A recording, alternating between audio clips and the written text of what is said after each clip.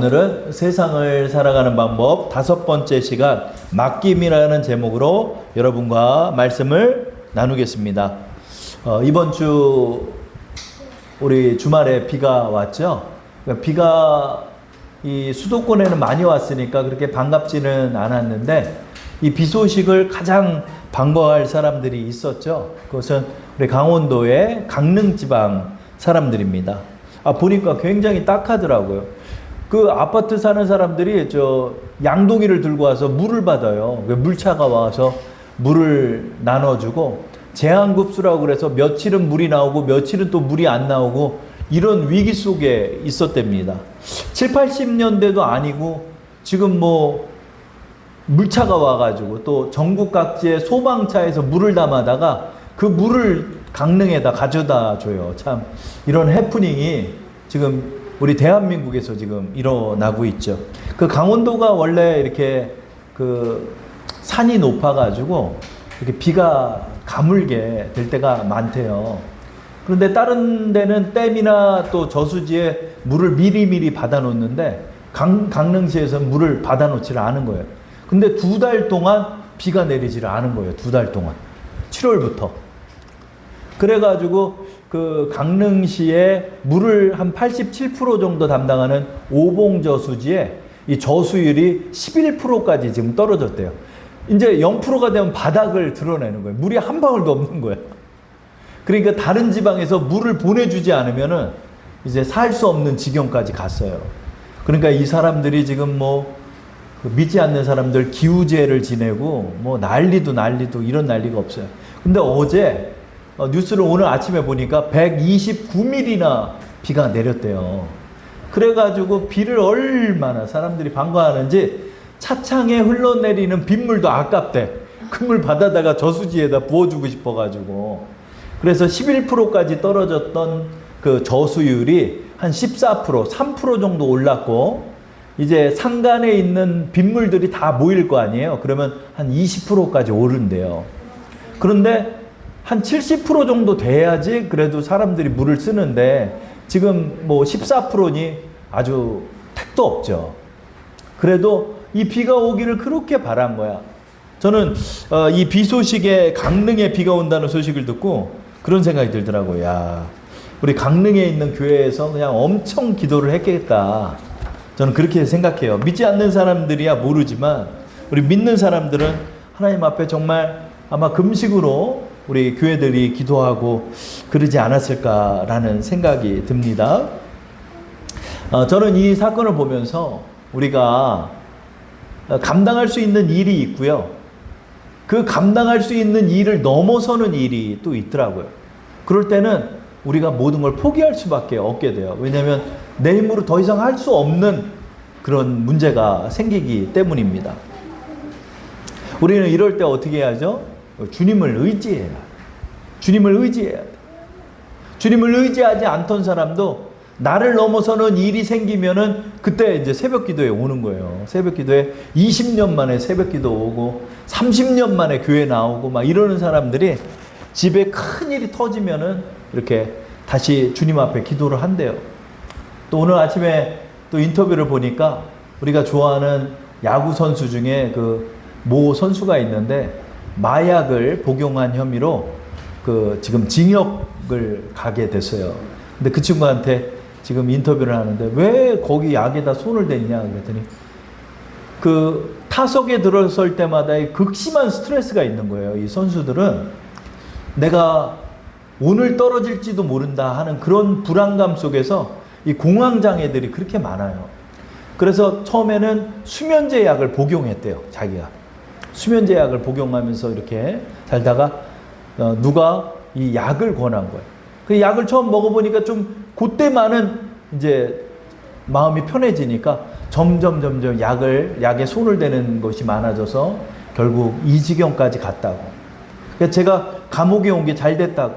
아마 감옥에 오지 않고 숨겼으면 저는 약으로 더 망쳤을 것 같다고. 그래서 여기서 어떻게든 제가 복역 중에 약을 좀 끊으려고 노력하고 지금은 기도도 하고 성경 필사도 한다라고 그 얘기를 하더라고요. 그 친구가. 이게 내가 할 수 없는 지경에 내가 놓여버릴 때가 있어요. 사람이 코너에 몰리고 이렇게 됩니다. 우리 그때 배우는 게 있죠. 아, 내가 하나님을 의지해야 하는구나. 하나님이 도와주지 않으면 나 안 되는구나. 우리는 이런 것들을 배우게 되는 것입니다. 주님께서는 말씀해요. 왜 그 지경까지 가다가 이제 오냐. 미리미리 의지하고 미리미리 맡기지. 너의 어려운 문제들을 나에게 맡겨봐라. 나에게 맡기는 인생을 한번 배워봐라. 우리 주님께서 그렇게 말씀하시는 것이죠. 시편 55편 22절에 말씀하죠. 우리 말씀장 보시고 다 함께 합독해 볼까요? 내 짐을 여호와께 맡기라. 그가 너를 붙드시고 의인의 요동함을 영원히 허락하지 아니하시리로다. 내 짐을 여호와께 맡겨라 그런 거예요. 내 짐을 여호와께 맡겨라. 어려운 문제 네가 쥐고 있지 말고 주님께 드려라. 이 맡긴다는 것은 이 주께서 그 문제를 해결하시도록 나의 문제를 주님께 드린다는 거예요. 그렇죠? 그렇죠? 말씀장 다 있죠? 지금 말씀장 다 봉독하셨죠?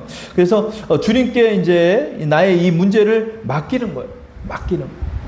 이 어려운 문제 앞에서 새벽 기도도 나오고 수요 기도에도 나와서 열심히 주님 앞에 부르짖으면서 이 문제 해결되도록 주님을 의지하면서 기도해야 되는 거예요. 근데 주님이 말씀해요. 이제 너 짐 맡겨서 그 문제가 해결되는 맛을 봤지? 이제 너의 행사도 나한테 맡겨라. 너의 계획들도 나한테 맡겨봐라. 주님이 또 우리에게 말씀하시는 거예요. 잠언 16장 3절이죠. 읽어볼까요? 너의 행사를 여호와께 맡기라. 그리하면 내가 경영하는 것이 이루어지리라. 그런 거예요. 너의 경영하는 것이 이루어진다. 이게 이제 원어 성경으로 보면 내 길이 평탄하게 된다. 이런 뜻으로 돼요. 그러니까 내가 어떻게든 해보려고 여기도 맡고 저기도 맡고 뻥뻥 일 터질 때마다 그 일 해결하려고 이리 뛰고 저리 뛰어요. 사업가들은. 너무나 힘들어요. 그 힘든 일을 해결하고 나갈 때 얼마나 부비지고 얼마나 힘든가 몰라요. 얼마나 힘든지 몰라요. 그러니까 이것을 주님께 맡겨보라는 거예요. 주님께 한번 맡겨봐라. 여기서 너의 행사는 your work라고 표현해요. 이것은 너의 작업, 너의 사업, 너의 기업, 너의 일 이런 것을 주님께 맡겨보라는 거예요. 주님께 맡겨봐라. 그럼 그 일이 해결된다. 그 일이 고다진다. 평탄하게 된다. 너의 경영하는 것이 이루어진다.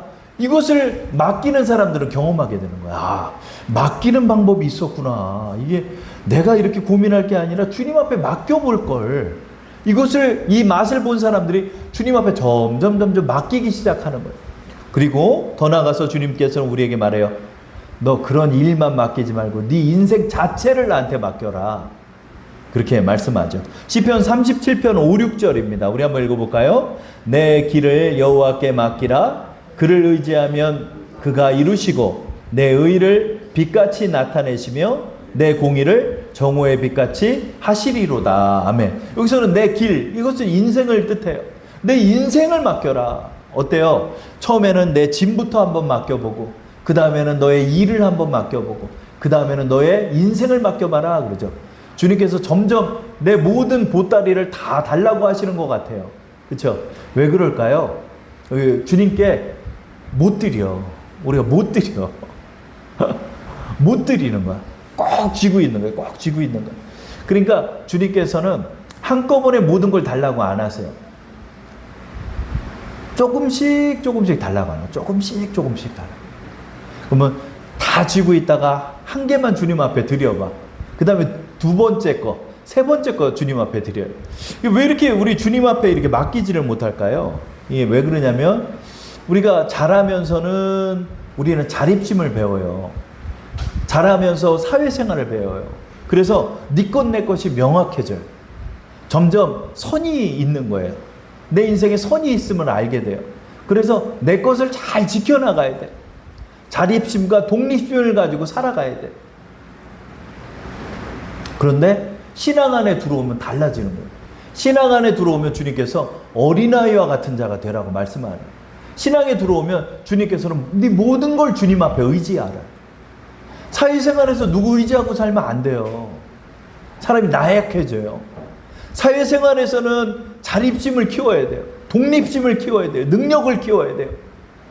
그런데 주님 안에 돌아오면 모든 것을 의지하는 걸 배우는 거예요. 이게 방식이 달라지는 거야. 그러니까 주님께서 점점 내가 못하는 걸 보이시는 거예요. 내가 다 잘하는 줄 알았어. 나 뭐든지 잘하는 줄 알았어. 근데 내 한계도 경험하고 내가 해결하지 못하는 문제도 경험하면서 주님께서 말씀하시는 거예요. 거봐, 너 힘으로 안 되지? 나한테 한번 맡겨봐. 내가 의지하는 걸 배워봐. 그리고 내 뒤를 따라와봐. 주님 말씀하는 거예요. 이게 아주 새로운 맛이에요. 야, 이거 다 맡겨? 다 맡겨? 내가 밥 먹고 사는 거, 나의 대인관계, 또 내가 추구하는 그 모든 일, 내가 해결하지 못하는 그런 문제들, 주님 앞에 이제 맡겨보는 거예요. 그 맡겨보면서 우리는 주님을 경험하고 주님과 교제를 하게 되는 것입니다. 그러므로 주님께서는 우리가 신앙 안에 들어올 때 맡겨라. 너 문제 내한테 맡겨봐라. 맡기면 기적이 일어난다. 저를 한번 따라할게요. 맡기면 기적이 일어납니다. 누가 몰라요? 근데 어떻게 맡겨요? 주님이 지금 내 앞에 여기 서 계시면 내 문제를 좀 말씀드리고 할 텐데 어떻게 맡깁니까? 눈에 보이지 않는 우리 주님 앞에 어떻게 맡길까요? 내 문제를 그냥 이게 방치를 해버릴까요? 그냥 아무것도 하지 말라는 건가요? 아니면 가만히 앉아가지고 하늘에서 감 떨어지기를 기다려야 한다는 말일까요? 이 맡긴다는 의미가 무엇인지에 대해서 오늘 여러분과 나눠보려 합니다. 이 맡기는 신앙에 관해서 아주 좋은 예가 있더라고요. 그게 바로 모세에 관한 오늘의 본문의 말씀입니다. 야곱이 요셉의 명을 따라가지고 이집트로 이주를 하잖아요. 그때 식솔들 70명을 입고 내려와요.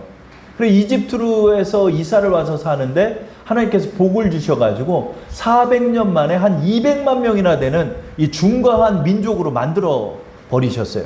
근데 그 사이에 정권이 바뀌었는데 이 요셉을 모르는 정권이 일어났어요. 그러다 보니까 늘어난 이스라엘 민족을 위협으로 보는 거야. 위협으로 보는 거야. 위협으로. 그러니까 아주 무지막지하고 극악무도한 법을 바로왕이 내려요. 그 법이 뭐냐? 남자아이가 태어나면 나일강가에 다 버려라. 그런 거. 이걸 어떻게 합니까? 이거를. 이 일을 하라고 명령을 내린 거예요. 제가 그 장면을 읽어볼게요. 출애굽기 1장 22절에 그러므로 바로가 그의 모든 백성에게 명령하여 이르되 아들이 태어나거든 너희는 그를 나일강가에 던지고 딸이거든 살려두라 하였더라. 딸 나면 살려두고 아들 나면 죽이라는 거야. 그러니까 이제 이스라엘 민족들이 어떻게 버렸겠습니까? 다 숨겼죠. 그러면 그 이집트의 군인들이 애 울음소리는 숨길 수가 없잖아요. 그러니까 다 잡아다가 이제 성별을 구별해서 나일강가에 버리는 거예요. 나일강가는 그 비극의 강이 돼버렸어요. 그 나일강이 피로 변한 의미가 또 있을 것 같아요. 그런 사륙을 저질렀던 강이잖아요. 그러니까 이런 비극이 지금 일어났는데 이 모세의 아버지 어머니도 자식을 낳았는데 모세를 낳은 거예요. 근데 애가 태어나자마자 그 인물이 그렇게 잘생겼대. 그러니까 모세가 최고의 미남자야. 미남자. 근데 여러분 애를 낳아봐서 아는데요. 애 낳을 때요 보면 우리 찬영이 처음에 낳을 때 얼굴 보잖아요. 그 사진을 제가 찍어놨는데 그 강호동처럼 생겼어. 얼굴이 이래가지고 부어가지고 되게 못생겼어 우리 찬영이가. 그래서 아이고 얘 어떡하냐 이렇게 왜 이렇게 못생겼어 이거 나 닮았나 이거. 근데 자라면서 이렇게 얼굴이 이뻐지잖아요 애들이. 애가 낳는데 그렇게 잘생겼으니까 아마 이목구비가 굉장히 뚜렷하고 잘생긴 미남자의 얼굴로 태어났나 봐요. 부모가 차마 못 죽이겠는 거야. 차마 이 아이를 나일강가에 던질 수가 없는 거야. 그래서 어떻게든 숨겼어요. 애가 그렇게 우는데도 어떻게 숨겼나 몰라요. 3개월을 숨겼답니다. 우리 그 장면 한번 볼까요? 2장 1절부터 2절입니다. 다 함께 합독할게요. 레위 사람 중 한 사람이 가서 레위 여자에게 장가들어 그 여자가 임신하여 아들을 낳으니 그가 잘생긴 것을 보고 석 달 동안 그를 숨겼으나 석 달이나 숨겼어요. 3개월짜리 자리까지 숨겼는데 애가 커가면서 울음소리가 더 우렁차잖아요. 남자애들은. 그러니까 도저히 숨길 수가 없는 거예요. 내가 할 수 있는 일은 여기까지야. 3개월 숨긴 것도 잘한 거야. 3개월 숨긴 것도 잘한 거야. 아마 이집트 군인이 오면 어디 그 누이 미리암이나 저 아론 형이 그 아이를 데려다가 어디 숲에다 숨어 있기도 하고 아마 여러 가지 일을 했겠죠. 밤에 잘 때 울지 않게 하려고 젖을 충분하게 먹이고 아마 재우려고 노력도 했고 아마 갖은 노력을 아마 다 했을 것입니다. 근데 도저히 안 되는 거야. 버티고 버티다 3개월 만에 이제 더 이상 버틸 수가 없음을 알게 됐죠. 그러니까 이 아이를 갈대 잎을 가져다가 상자를 만들었어요. 갈대 잎을 이렇게 만들었는데 그거를 나일강에다 던져두면 곧바로 그냥 깔아앉아 버리잖아요. 그러니까 그 역청, 그 나무에 진을 바른 거예요. 그 방수의 역할을 하는 거예요. 그래서 아이를 이렇게 거기다 담아뒀죠. 한 4kg 좀 정도 됐겠죠. 애들이 보통 3점 몇 킬로니까 한 3, 4kg 정도 되는 그 정말 눈에 넣어도 아프지 않을 그 아들을 갈대상자에 놓고 나일강가에다 떠내려 보낸 거예요. 저는 여기서 맡긴다는 의미를 좀 한번 생각해 봤습니다. 그게 뭘까요? 바로 주께 나의 문제를 떠나 보내야 한다는 거예요. 내 문제를 내려놔야 한다는 거예요. 내 문제 내가 쥐고 있으면 안 된다는 걸 인정하는 거예요. 그래서 내가 할 수 있는 것과 주가 해주셔야 하는 것을 우리가 인정하고 내 문제를 주님 앞에 드려야 한다는 거죠. 내가 할 수 없음을 인정하는 거예요. 내가 할 수 있는 건 여기까지다는 거예요. 여기까지다. 우리가 자꾸 이런 생각을 해요. 내가 좀 더 노력했으면, 내가 이걸 좀 더 붙잡고 그때 이렇게 했으면, 이게 좀 해결되지 않았을까? 그러면서 문제를 더 줘. 근데 내가 그때로 돌아가도 나는 똑같을 것이다. 내가 그때로 돌아가도 이 문제는 내가 해결 못한다. 여기까지다. 내가 할 수 있는 일은 갈대 잎을 가지고 상자를 만들어 잠시나마라도 가라앉지 않게 나무 진액을 발라서 내 아들을 거기다 두는 수밖에 없다. 내가 할 수 있는 일은 이것이고 이제 나는 이것을 떠나보내야 한다.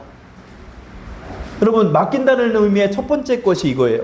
바로 내 문제를 떠나보내는 것입니다. 내 마음에서 내려놓는 것입니다. 우리 출애굽기 2장 3절을 읽어볼까요?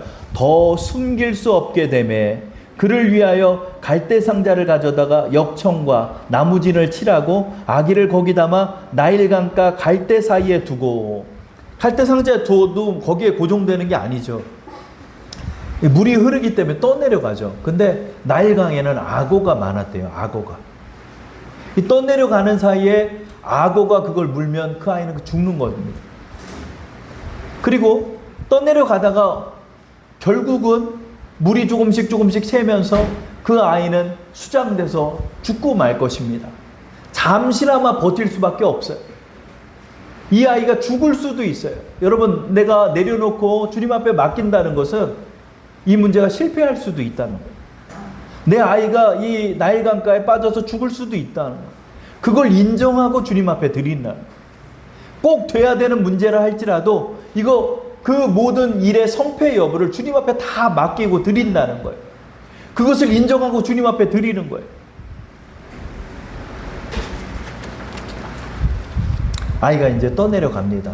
둥글둥글 하면서 떠내려가요. 때로는 갈대숲에 걸렸는데 어떻게 또 떠내려가요. 이쪽에 악어 떼들이 그냥 코를 내밀고 다 있는데 그쪽을 피해서 어디로 이렇게 또 내려가요. 신기한 일이 벌어지기 시작해요. 이것을 갈대상자를 던져두고 하나님 앞에 집에 들어가서 기도한 게 아니에요. 야, 미리암아, 너 그 갈대상자를 따라가 봐. 너 따라가 봐. 이렇게 얘기하는 거예요. 그 누이가 이제 그 강가를 따라서 갈대숲을 보면서 계속 따라가요. 둥글둥글 떠내려가요. 악어 떼를 어떻게 지나서 떠내려가고 갈대숲에 잠깐 걸렸다가 또 떠내려가요. 따라가요. 이제 조금만 더 지나면 이제 물이 셀 텐데 걱정하는 마음을 가지고 조마조마한 마음을 가지고 그 누나 미리암이 그 갈대 상자를 따라갑니다. 우리 그 장면 한번 읽어볼까요? 2장 4절의 말씀이죠. 읽어보겠습니다. 그의 누이가 어떻게 되는지를 알려고 멀리 섰더니, 그래 어떻게 되는지 알려고 그 갈대 상자에 눈을 떼지 아니하고 따라가는 거예요. 계속 따라가는 거예요. 여기에 맡긴다는 두 번째 의미를 생각해 봅니다. 그게 뭐죠? 주가 일하심을 믿는다는 거죠. 그냥 던져두고 집에 들어가서 기도한 게 아니라 이게 어떻게 되는지 보려고 따라가고 있어요. 어떻게 되는지 본다는 게 무슨 뜻일까요? 하나님께 기도했으니까 하나님께서 이 아이를 어떻게 살려주실까? 그것을 기대하고 믿는 마음을 가지고 그 누나가 따라가고 있는 거예요. 하나님이 분명히 도와주실 거야. 바로 우리는 두 번째, 맡긴다는 것이 여기 있습니다. 주가 일하심을 믿어야 하는 것입니다. 저를 한번 따라할게요. 주가 일하심을 믿는 것입니다. 그걸 믿는 거예요. 그걸 믿고 하나님이 반드시 내 아이 악오밥 되지 않게 할 거야. 나일강가 빠져 죽게 하지는 않을 거야. 하나님은 어떻게든 할 거야. 근데 그 길은 모르겠어. 도저히 모르겠어. 법령이 내렸기 때문에 아이 발견되면 무조건 죽이는 거예요. 그러니까 이집트 사람들에게 발견돼도 안 돼요. 발견되면 히브리 아들인 거 알고 강에다 던져버리니까. 도와준 사람도 붙잡혀가니까. 이게 법령이 됐기 때문에 안 되는 거예요. 그래서 하나님이 역사해 주실 것을 믿으면서 그 누이가 따라가는 것입니다. 그런데 이때서부터 신기한 일이 벌어지죠. 악어 떼도 피하고 갈대숲도 피하면서 떠내려가는데 하필 그 떠내려가는 그 자리가 바로 왕 공주가 목욕을 하는 대로 떠내려가고 있는 거예요. 이렇게 하필 그때 떠내려가고 있는 거예요. 여러분, 이 떠내려가는 거 한번 생각해 보십시오. 강이 얼마나 셉니까? 찰나에 잠깐 10분만 봐도 이렇게 떠내려가요. 근데 그 시간대가 정확히 맞은 거야. 바로왕의 딸이 여기서 목욕을 하고 있고 그때 떠내려온 거야. 근데 왔을 때 지나갈 수도 있고 이미 지나가 버릴 수도 있고 다른 장소에서 목욕할 수도 있어요. 근데 그 자리로 떠내려가는 거야. 근데 또 특이하게 바로왕의 공주의 눈에 또 띕니다. 또 야, 저거 한번 열어봐라. 저거 뭐냐? 애기 울음소리가 들리니까 그걸 딱 열어봤는데 그냥 잘생긴 모세가 응애 하고 울고 있는 거예요. 우리 그 장면 한번 보겠습니다. 2장 5절 6절이죠. 다 함께 합독할게요. 바로의 딸이 목욕하러 나일강으로 내려오고 시녀들은 나일강가를 거닐 때 그가 갈대 사이에 상자를 보고 시녀를 보내어 가져다가 열고 그 아기를 보니 아기가 우는지라 그가 그를 불쌍히 여겨 이르되 이는 히브리 사람의 아기로다. 그렇죠? 바로 공주가 그걸 봤어. 애가 너무 이쁘니까 측은한 마음이 또 생기는 거야. 여러분, 여기서 불쌍한 마음이 생긴 것도 기적이에요. 뭐냐? 히브리 아들인 것 같아요. 아, 그래, 알았다, 치워라. 이렇게 할 수도 있어요. 아, 그러니? 아이고, 이거 아버지가 법령을 내렸기 때문에 아이는 어쩔 수가 없겠구나. 그리고 나 모른 척 할 수도 있어요. 근데 불쌍히 여기는 거야.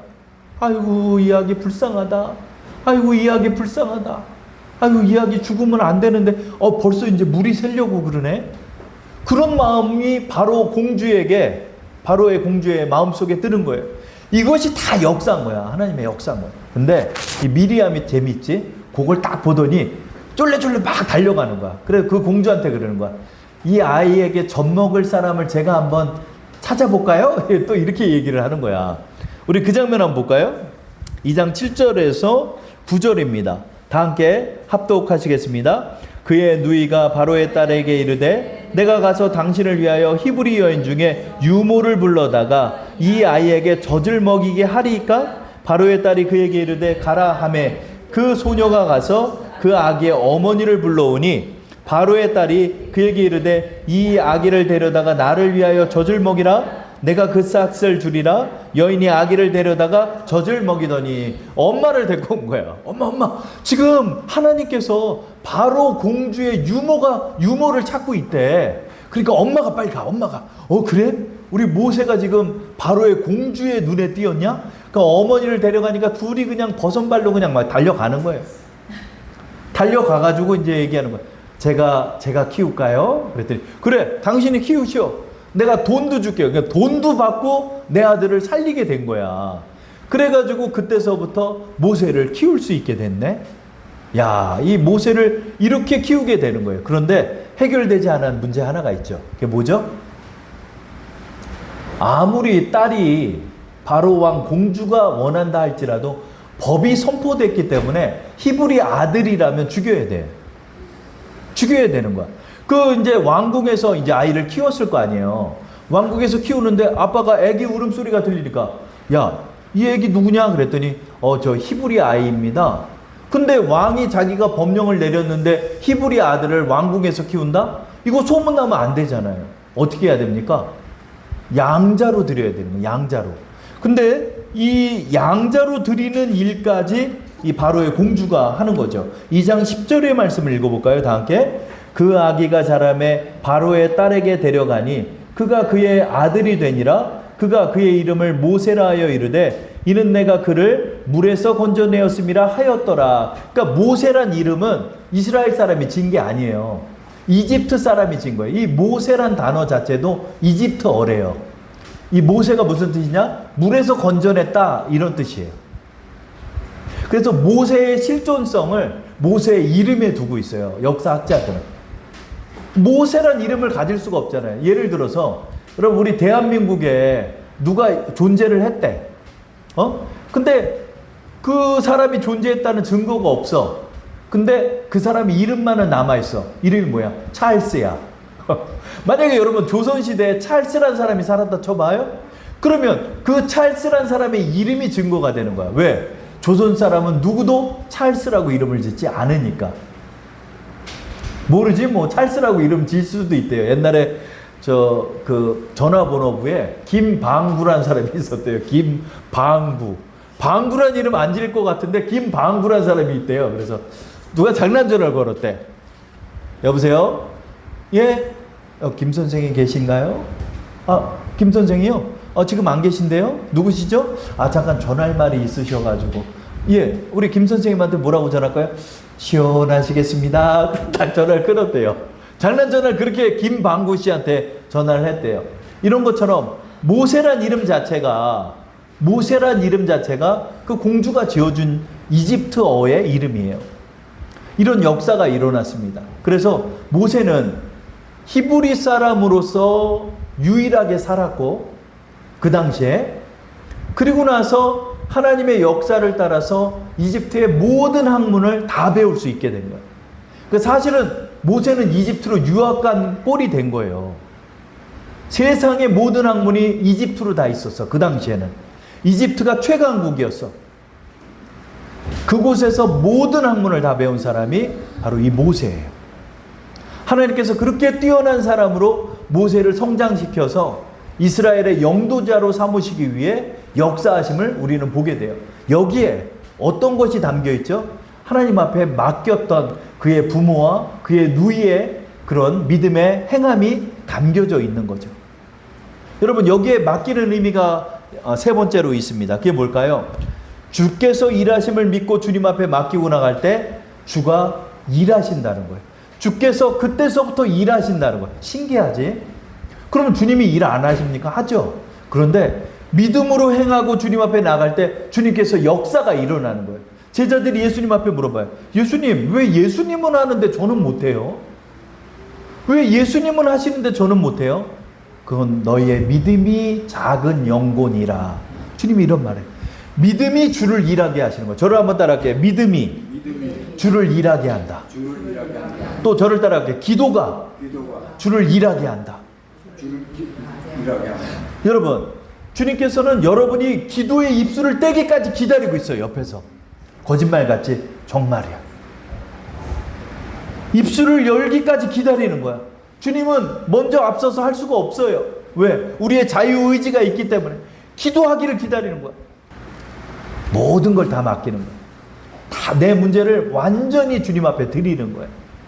그럴 때 주님께서 주님의 방법으로 우리에게 역사하시는 것입니다. 우리 세상을 살아가는 다섯째 방법, 맡김이라는 제목으로 말씀을 나눕니다. 나의 문제를 맡겨봅시다. 여러분, 다 못 맡겨. 그리고 맡긴다는 게 잘 모르겠고. 그래서 어떻게 해야 되냐면 작은 것부터 드리는 거야. 작은 것부터. 여러분, 작은 것부터 드리세요. 아침에 일어나는 것서부터 주님 앞에 맡겨보세요. 아멘. 하나님, 저 5시에 못 일어나요. 저는 원래 부엉이과래 가지고요. 저는 이 목사가 되고 제일 힘들었던 게 새벽에 일어나는 게 힘들어. 왜 1시에 자는 사람이 어떻게 새벽에 일어나? 12시, 1시에 항상 자는 사람이었어요. 12시, 1시에 자서 7시에 일어나는 게 저의 생활 패턴이었어요. 근데 10시쯤에 자서 4시 반, 5시에 일어나야 되는 게 이 목회자의 생활이야. 안 돼, 이게 안 바뀌어, 안 바뀌어. 죽어도 안 바뀌어. 그래서 목회 초기에는 거의 밤을 새고 나갔어요. 그래서 새벽 예배 드리고 집에 들어와서 잤어. 작은 거 하나부터 맡길 때 하나님 역사하는 거예요.